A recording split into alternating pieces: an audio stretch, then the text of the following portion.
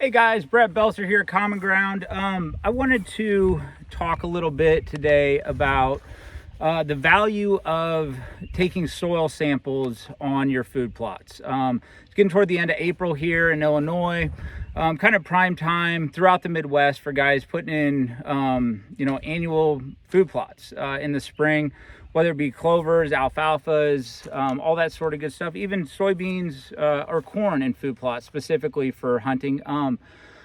One thing that I've found over the years that seems to be very overlooked by guys when they're trying to establish new food plots or improve existing ones is the value in a soil test. I've neglected from time to time on certain plots, and I've definitely seen the negative results that come with not keeping your pHs in line correctly.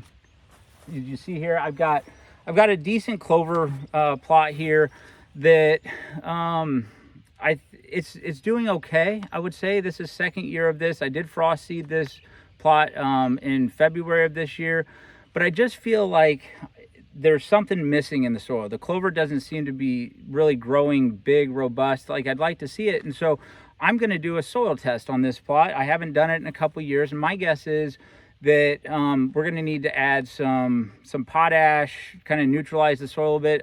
This is reclaimed strip mine ground, and historically it is fairly acidic at times. And so what I've been using these for a while. So this is Whitetail Institute offers these soil tests.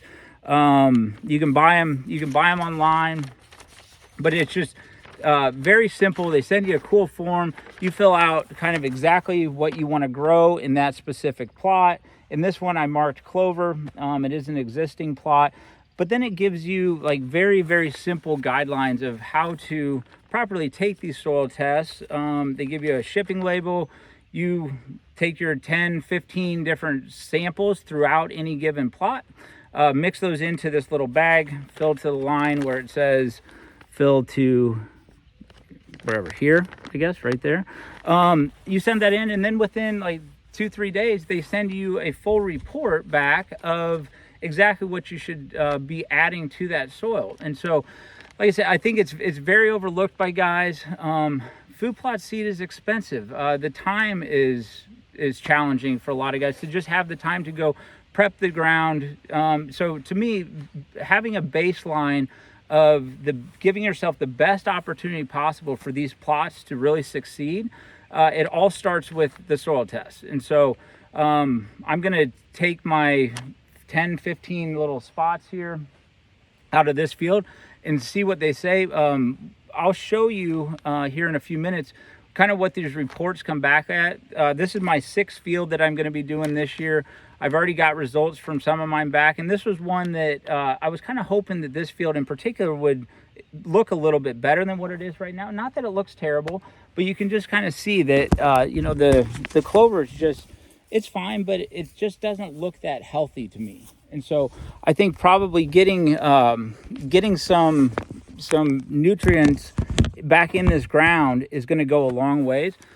So that's kind of something that I strongly encourage guys to do. It is the baseline of making sure that your food plots are very successful. So I'm going to take my samples, I'm going to fill my bag up, and I will show you then kind of what the results from some of the previous ones I did look like, walk through that, and then I'll end up taking it to either Nutrien here locally or any of the co-ops and say, hey man, like give me a prescription for what I need based off of these soil tests to make sure that I'm maximizing on any different field. So I'm gonna get to digging here.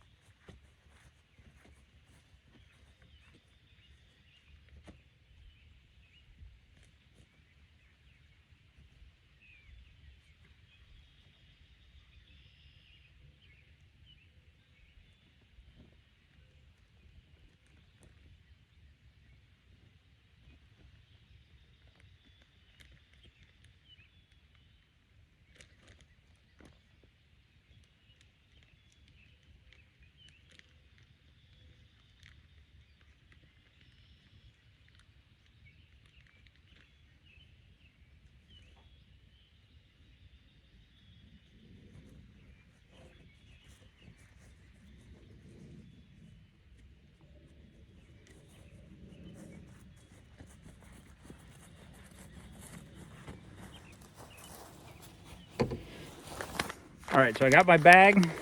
I took fewer samples than what they suggest, but the plot's not very big, okay? So I think I'll get a pretty good feel for what I've got out of this, and I'll just mail this off, wait a couple days, get the results back, and then I'll apply the fertilizer that they suggest.